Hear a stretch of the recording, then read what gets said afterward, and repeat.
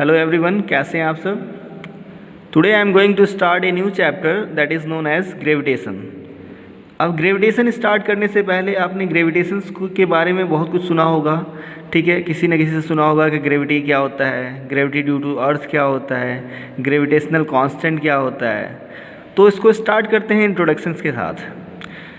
जैसे कि हमको पता है कि अर्थ के अराउंड सैटेलाइट्स जो होती हैं वो रिवॉल्व करती हैं। आपको पता है कि जो सैटेलाइट्स हम लॉन्च करते हैं, स्पेस में भेजते हैं, वो अर्थ के अराउंड रिवॉल्व करती रहती हैं, मूव करती रहती हैं। अर्थ है और अदर प्लैनेट्स हैं जो आपके यूनिवर्स में हैं। अर्थ के अलावा बहुत सारे प्लैनेट्स हैं, मून है, जुपिटर है, मार्स है। ये जो प्लैनेट्स हैं, ये जो अराउंड किसके मूव करती हैं? अराउंड द सन। अर्थ भी अराउंड द सन मूव करता है, ठीक है। तो ये रिवॉल्व क्यों होता है, कि इनके बीच में क्या लॉजिक है, क्या ऐसा थ्योरी है कि जिनकी वजह से ये रिवॉल्व करते हैं, एक दूसरे से कोलाइड नहीं करते हैं, टकराते नहीं हैं, कि अर्थ मार्स से नहीं टकरा जाता है, मार्स जुपिटर से नहीं टकरा जाता है। क्यों एक दूसरे से ये टकरा नहीं जाते हैं, क्यों एक दूसरे से कोलाइड नहीं करते हैं, इनके पीछे क्या रीज़न है, उस चीज़ को हम इस चैप्टर में समझेंगे। किसमें? ग्रेविटेशन में। तो ग्रेविटेशंस के बारे में थ्योरी और को भी समझ सकते हैं। जैसे स्टार्टिंग में हमारे पास एक साइंटिस्ट थे, ठीक है, 2000 ईयर्स BC में, बहुत साल पहले, जिनका नाम था एरिस्टोल। एरिस्टोल ने एक लॉ दिया, एक थ्योरी दिया, ठीक है। उन्होंने एक थ्योरी अपना दिया कि एप्पल हो गया या कोई भी ऑब्जेक्ट है, अगर किसी हाइट से हम फॉल डाउन कराते हैं, किसी भी हाइट से उसको अगर हम फॉल डाउन कराते हैं, गिराते हैं, तो अर्थ के नीचे, अर्थ पे ही गिरता है। मीन्स हाइट से अर्थ पे ही, टुवर्ड्स द अर्थ ही वो फॉल होता है। इसके पीछे क्या रीज़न है उसको फाइंड आउट नहीं कर पाए एरिस्टोल। उसके बाद एक और साइंटिस्ट आए जिनका नाम है गैलीलियो गैलीली। पढ़ा भी होगा आपने पिछले चैप्टर में गैलीलियो गैलीली के बारे में। तो उसके बाद साइंटिस्ट आए गैलीलियो गैलीली 16th सेंचुरी में। उन्होंने बताया कि अर्थ एक अट्रैक्टिंग ऑब्जेक्ट है, ठीक है। अर्थ के पास एक अट्रैक्टिंग पावर है जो अदर ऑब्जेक्ट्स को अपनी तरफ अट्रैक्ट कर लेता है। अर्थ क्या है? एक तरीके से बोला उन्होंने, मैग्नेट से जो भी है, ठीक है, ये दूसरे ऑब्जेक्ट्स को अपनी तरफ क्या करता है? अट्रैक्ट कर लेता है। ये गैलीलियो गैलीली ने एक्सपेरिमेंट दिया, लेकिन इस चीज़ को वो फाइंड आउट नहीं कर पाए, क्यों अट्रैक्ट करता है, क्या रीज़न है इसके पीछे, क्या लॉजिक है इसके पीछे कि ये अट्रैक्ट करता है, तो क्या फोर्स रिस्पॉन्सिबल है, इसको उन्होंने नहीं कर पाया।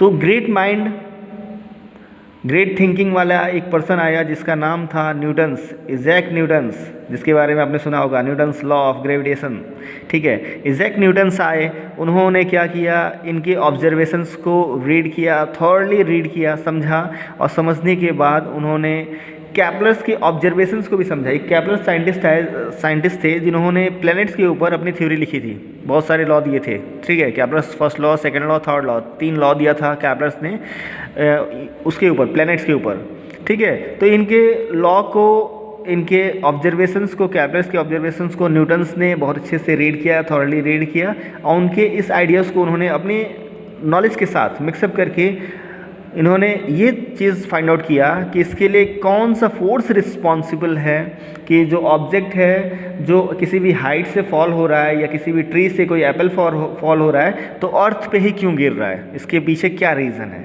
ये फाइंड आउट किया उन्होंने, ठीक है। तो न्यूटन्स काफ़ी जीनियस थे, इज़ैक न्यूटन्स काफ़ी जीनियस थे। इन्होंने बाकी सारे साइंटिस्ट के लॉज को, थ्योरीज़ को अपने ऑब्जर्वेशंस में रखा, समझा उस चीज़ को, और उसके बाद उन्होंने एक लॉ दिया जिसका नाम है, क्या नाम है बेटा? जिसका नाम है न्यूटन्स लॉ ऑफ ग्रेविटेशन, जिसको Newton's universal law of gravitation भी कहते हैं, ठीक है। Newton's law of gravitation, Newton's universal law of gravitation भी कहते हैं। यूनिवर्सल का मतलब क्या है, कि जो ये लॉ दिया इन्होंने, ये पूरे यूनिवर्स में कहीं चेंज नहीं होगा, everywhere that will be remain same, सब जगह ये सेम होगा, ठीक है। क्या लॉ दिया था इन्होंने? न्यूटन्स लॉ ऑफ ग्रेविटेशन क्या दिया था? इन्होंने बोला every object in the universe attracts every other particles with a force which is directly proportional to the product of their masses and inversely proportional to the square of their distance। इन्होंने क्या बोला? Newton's ने बोला कि every object in the universe attracts every other objects, means क्या है, जितने भी यूनिवर्स में ऑब्जेक्ट्स हैं वो जितने भी अदर ऑब्जेक्ट्स को क्या करते हैं, एक दूसरे को अट्रैक्ट करते हैं। इन्होंने बोला उस क्यों अट्रैक्ट करते हैं, with a force which is directly proportional to the product of their masses and inversely proportional to their square of distance. इसके पीछे, अट्रैक्शन के पीछे कुछ ना कुछ फोर्स रिस्पॉन्सिबल है, इन्होंने बोला।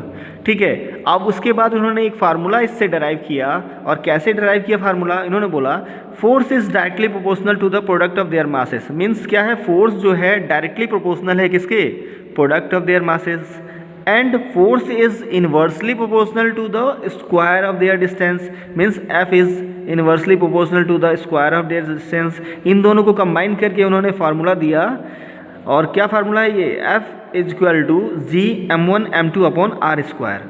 अब यहाँ पे इन्होंने यहाँ पे देखो कि जैसे f is directly proportional to the product of masses and inversely proportional to the square of their distance. अगर इस प्रोपोर्शनलिटी साइन को जब हम हटाएंगे तो कुछ ना कुछ कांस्टेंट हमको लेना पड़ेगा। तो हम मैथ्स में क्या कांस्टेंट लेते हैं, सपोज हम ले लेते हैं k। यहाँ पे इन्होंने जो कांस्टेंट लिया वो g लिया। हमने फर्स्ट चैप्टर में पढ़ा था ओम्स लॉ में हम क्या कांस्टेंट लिया था, रेजिस्टेंस R लिया था। ठीक है, यहाँ पे G कांस्टेंट ले लिया। ठीक है, इस G को क्या बोलते हैं, यूनिवर्सल ग्रेविटेशनल कांस्टेंट कहते हैं हम। क्या होता है G, यूनिवर्सल ग्रेविटेशनल कांस्टेंट।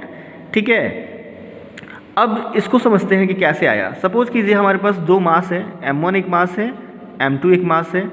इन दोनों मास को हमने r डिस्टेंस से सेपरेट कर दिया। इनके बीच में डिस्टेंस कितना है, r है, r डिस्टेंस हमने मान लिया।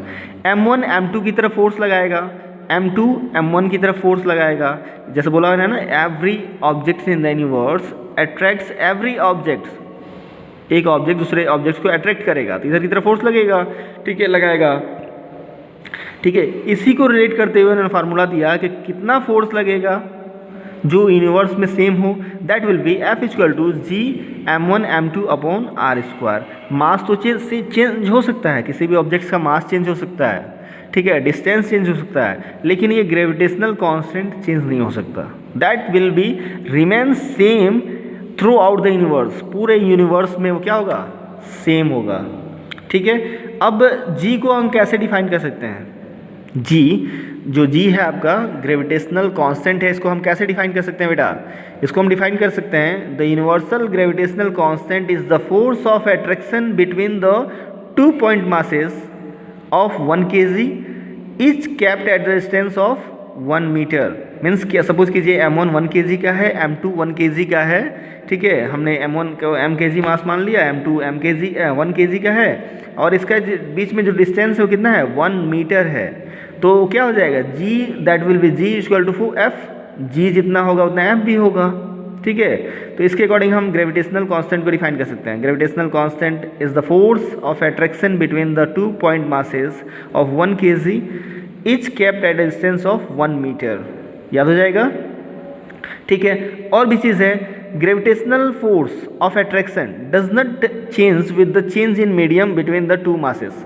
अगर हम इनके मीडियम्स को अगर हम चेंज करते हैं, अगर हम दोनों, अगर एक मीडियम हम एयर ले लेते हैं, एक मीडियम हम वाटर ले लेते हैं, तो जो फोर्स ऑफ अट्रैक्शन होगा उस मासेस पे, उस ऑब्जेक्ट पे, वो क्या होगा, रिमेन सेम होगा। अगर मीडियम हम चेंज करते हैं फिर भी फोर्स ऑफ अट्रैक्शन दोनों ऑब्जेक्ट्स पे कितना होगा, सेम होगा। एक और चीज़ आपको पता है कि एक्शन पेयर रिएक्शन, ये तो पता है आपको। एक्शन पेयर रिएक्शन क्या है, अगर फोर्स ये m1 m2 की तरफ लगा रहा है तो m2 m1 की तरफ लगा रहा है। ठीक है, ये एक्शन पेयर रिएक्शंस फॉर्म करता है। ठीक है, फोर्स जो हमको मिलता है एक्शन पेयर रिएक्शन में मिलता है, न्यूटन्स थर्ड लॉ में हमने इसको समझा था। ठीक है, gravitational force of attraction is because the mass propose by the bodies. Gravitational force क्यों, फोर्स ऑफ अट्रैक्शन हमको क्यों मिलता है, बिकॉज हमको जो मास है उसका, the mass of the bodies है, वो उस चीज़ को प्रपोज कर रहा है। ठीक है, उसको चाह रहा है कि उसमें फोर्स लगे, कुछ ना कुछ फोर्स लगे। ठीक है, नेक्स्ट बढ़ते हैं आगे। नेक्स्ट है Newton's law of gravitation. Newton's law of gravitation जो है आपका, न्यूटन्स थर्ड लॉ को क्या करता है, फॉलो करता है, ओबे करता है, एग्री है आपका, एग्री करता है या उससे रिलेटेड है। क्या है, Newton's law of gravitation obeys the Newton's third law. अब क्या है इसका मतलब, it is the weakest force in the nature. अब एक और पॉइंट समझ लीजिए कि जो ग्रेविटेशनल फोर्स होता है, ग्रेविटेशनल फोर्स क्या होता है, कैसा होता है, that is the weakest force in the nature. It is always attractive to the nature. और कैसा होता है, अट्रैक्टिव टू द नेचर होता है, अट्रैक्ट करने वाला फोर्स होता है। ठीक है, ग्रेविटेशनल फोर्स कैसा होता है, अट्रैक्टिव नेचर का होता है और वीकेस्ट फोर्स होता है। इनवर्स स्क्वायर लॉ, और ये इनवर्स स्क्वायर लॉ को क्या करता है, फॉलो करता है। इनवर्स स्क्वायर लॉ का मतलब क्या है, F is directly inversely proportional to the square of their distance, ये तो पता है आपको। ठीक है, gravitational force is a central force. हम बोलते हैं कि ग्रेविटेशनल फोर्स क्या है आपका, सेंट्रल फोर्स है। अर्थ का जो सेंट्रल फोर्स है वो ग्रेविटेशनल फोर्स है। This means that the force acts along the line of joining of the centre of the particles. ये फोर्स जो है line of joining of the at the centre of the particles से हमको मिलता है।